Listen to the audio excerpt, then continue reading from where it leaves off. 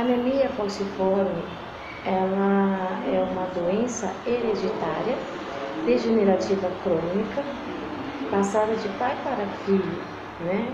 E é uma deformação dos glóbulos vermelhos do sangue, tornando-os parecido com uma foice, né? Daí o nome falciforme. E o que acontece quando ocorre essa mutação genética? Fica muito rígido, muito duro os glóbulos vermelhos, eles ficam com dificuldade para circular pelos vasos sanguíneos, causando entupimentos nos vasos.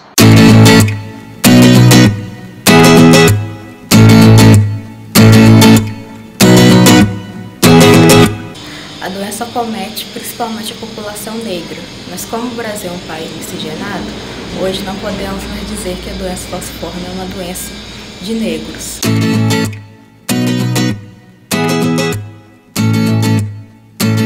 Hoje é uma doença que ela pode ser diagnosticada no teste do pezinho, pode ser não. É uma doença diagnosticada no teste do pezinho e os adultos realizarem um exame que chama eletroforese de hemoglobina. Tanto o teste do pezinho quanto o eletroforese de hemoglobina, a pessoa pode descobrir se ela tem alguma doença falciforme.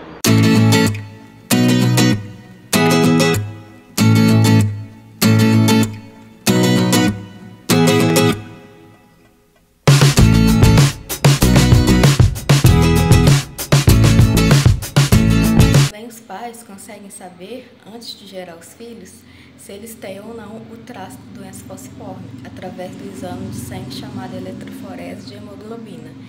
E caso eles tenham o traço ou até mesmo a doença, eles conseguem decidir se vão ou não gerar essa criança e qual a possibilidade dela vir a nascer com a doença falciforme.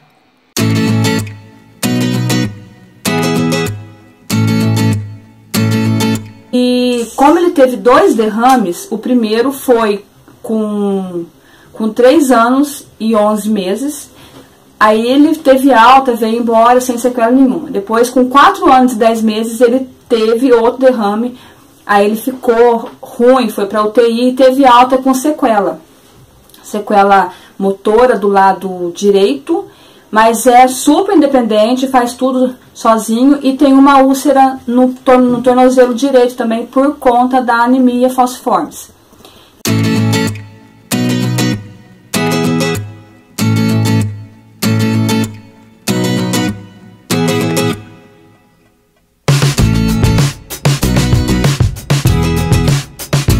Tem vários remédios e terapias para tentar tratar e controlar a anemia falciforme.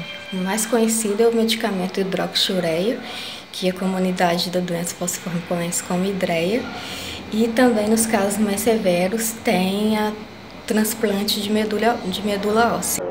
Infelizmente a renda familiar fica muito prejudicada porque os nossos medicamentos são de alto custo,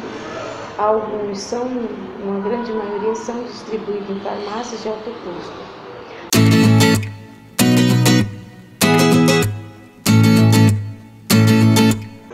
Especialista é o hematologista, mas também precisamos de uma equipe multiprofissional. O que significa? Ortopedista, cardiologista, né? Então, gastro, nutricionista, psicólogo, então tanto profissional, multiprofissional, quanto multidisciplinar, porque mexe com tudo. Principalmente por ser pessoas que convivem com a dor, né? E muitas vezes ela tem limitação, principalmente período de mudança de tempo, período menstrual, né? Estresse emocional, então pode desencadear uma dor.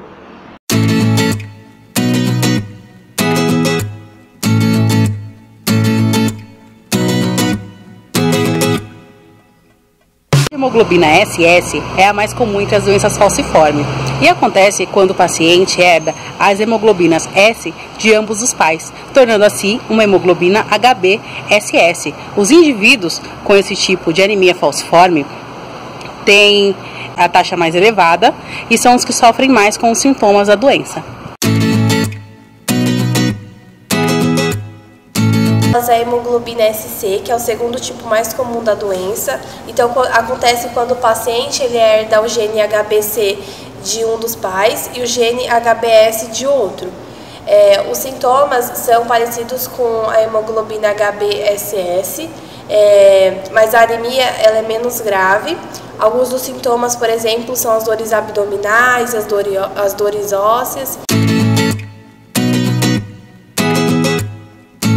Hemoglobina SB mais beta, talassemia. A hemoglobina SB mais beta talassemia afeta a produção de genes na globina beta. O tamanho dos glóbulos vermelhos é reduzido porque menos proteína beta é feita. Se for herdado o gene HBS, o paciente terá hemalamicina beta, talassemia. Os sintomas não são graves. A beta-zero-talassemia é o segundo tipo da doença falciforme. Ela possui sintomas semelhantes à anemia HBSS. Às vezes, os sintomas da beta-zero-talassemia são mais graves e estão associados a um pior diagnóstico e prognóstico. Cansaço físico, fraqueza, palidez, alterações ósseas são alguns desses sintomas.